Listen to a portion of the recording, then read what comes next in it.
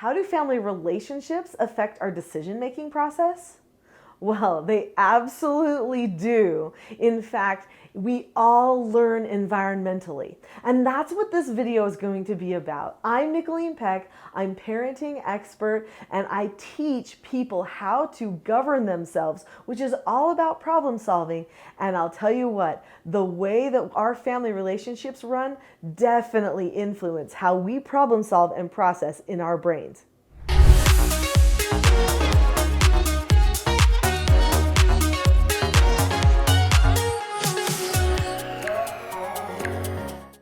I want to share a few stories with you because I think this illustrates really well how our family relationships impact how we process individually. So recently I was talking to a woman and she said, I have a really hard time making decisions. In fact, I feel like I overthink everything. I'm just not sure if what I decide is going to be right or the best way to do something, so I end up not ever deciding. Now, she knows a lot about herself. She knows what her hang-up is. She knows why she doesn't end up performing like she would like to. But for some reason, she still is allowing herself to be hung up by this problem. Well, as it turns out, she went on to tell me about her children. Her oldest daughter, she's got two girls. Her oldest daughter has the same problem. Her oldest daughter does not know if what she's going to decide is the right choice. And so she gets nervous about it. And she doesn't make decisions very well. She overthinks everything. Well, her second daughter is drastically different, which actually creates quite a few fights and hard feelings in the bunch. The second daughter is very annoyed by both her mother and her sister, and by how long everything takes, and by the fact that they can't make any decisions. So you know what this second daughter has started doing? Just controlling everything. She started taking over and saying, this is what we're going to do, and ordering everybody around. Well, they don't like to be ordered around. In fact, they don't feel like it's very patient. But she truly cannot handle this and feels like the other two people are broken and need fixing. So look at this. We have one person who processes a certain way. Because of that, we have two people. One person that chooses to process the same way as mom, and the other one that chooses to be diabolically opposite to the way the other two are processing because they feel like they are not able to have any control if they stay in that same type of processing. Well, when that person steps in and tries to change the routine and the way things are done, then the other two people who like to overthink things, or maybe they don't even like it, but they're just in the habit of it, and it makes them feel comfortable or uncomfortable, but they don't know how to stop, they actually feel misunderstood, taken advantage of, manipulated, and they feel like they're then all of a sudden in a hostile environment, which isn't patient in allowing them to solve their problems the way they know how. And this all started because one parent had a difficult time solving problems and doesn't know how to fix it. Now that's the key thing, and doesn't know how to fix it. Because we can fix some of the things about ourselves, and those can also create good and lasting changes within all the rest of our family members. There's a man I know who has frequently come to me with questions about his children and about himself, because I teach people how to master themselves. I teach them the skills of self-government. Well, he has a hard time self-motivating himself and making it so that he gets anything done. In fact, he feels like everything around him is collapsing all the time. In fact, I think that he feels quite like his life is full of drama and he doesn't know how to handle it. He also has a problem with not being able to stand up for himself. So when somebody is attacking him, he just shuts down, which then makes everything around him shut down. Well, it shouldn't surprise you that some of his children have the same problem. It also shouldn't surprise you, based on the last story, that he has one child, a daughter, who chooses to try to take over all of the power in his home with all of his family members. So why did this man end up in this situation? Well, his story basically is like this. His mother was a narcissistic person. She controlled everything and manipulated him all the time. So because of that, he is used to being controlled. In fact, he doesn't know how to get things done unless someone is controlling him. So he's like a permanent victim of a narcissistic parent.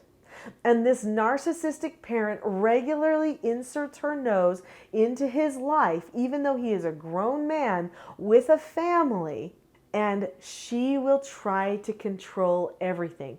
Now, sadly, this man, he wasn't able to maintain his marriage because the mother got in the way of the marriage because she was so narcissistic. So he was willing to just let mom control everything, but the wife was not. So that was then a recipe for a broken marriage, right? Which now affects a lot of the children.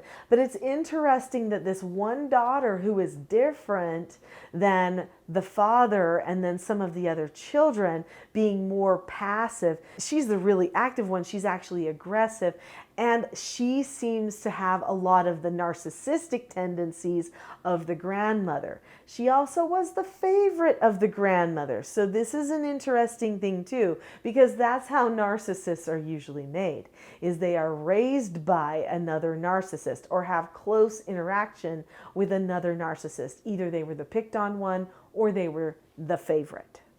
So family relationships definitely do affect our decision-making processes. In fact, the way that we bond and unite with our family gives us the confidence to be able to solve our problems and make decisions. A lot of those things are learned behaviors, and they're habits that we form over time. So if there is a passive parent, meaning a parent who sees themselves as a victim, they make excuses for everything, nothing is ever going right, then guess what? Their children are also going to develop the habit of making excuses, not taking responsibility for themselves, and being a victim or a passive person. That's how they will choose to problem solve, because that's how they learn it. Our relationships teach us how to solve our problems and how to communicate with other people. And if we don't ever take the time to pull ourselves outside of what's happening and take a look, balance our principles against what we've really learned and what our habits are, then oftentimes we can't ever break free. So how do we break free? How do we improve our decision-making processes? Well, that's the first thing we do. We take a step back and say, how do I make decisions? How do the people in my family make decisions? What have I learned from them? And am I okay with that? I think many people will get to that point and they'll say, I don't want a parent like my parents did. I don't want to make those same decisions that my parents did. But then sometimes if they just stop there, they end up having additional failures because they don't do the next step, which is, what are my principles and what are the skills or actions that I need to take in order to match my principles so that I don't fall into that bad behavior or bad habit that I don't want to duplicate in my children's lives or in my own life. So what skills does a person need? In our family, we've recognized that one of our key principles is freedom. That everybody wants this feeling of freedom, but they also want a feeling of safety or being protected, nurtured, guided. This is an important part of life for children. They need to know where their decisions start, and they need to know what the roles of all the family members are and how to learn and who's going to do the teaching and make the boundaries for them. They've got to know all of those things. And in order to learn those things, it's important to learn some vital skills. There are 4 basic skills I teach in my Teaching Self-Government Parenting course, which is on teachingselfgovernment.com.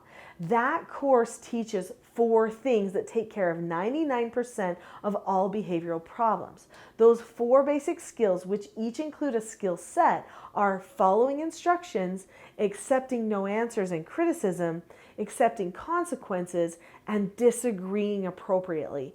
If an adult or a child masters these 4 basic skills, then that takes care of the majority of their behavioral problems. So once we've pulled ourselves back, evaluated what our principles are, and I'm sure you probably have more principles than just freedom. Maybe honesty is one too.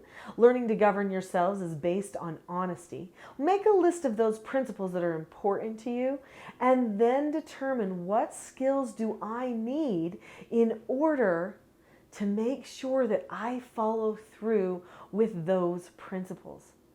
Once you learn the skills you need, then when a problem comes your way, you will be able to deliberately make the decision that you planned that you would make ahead of time, instead of falling into traps that were created for you by your family relationships and the habits that happen to exist in the family.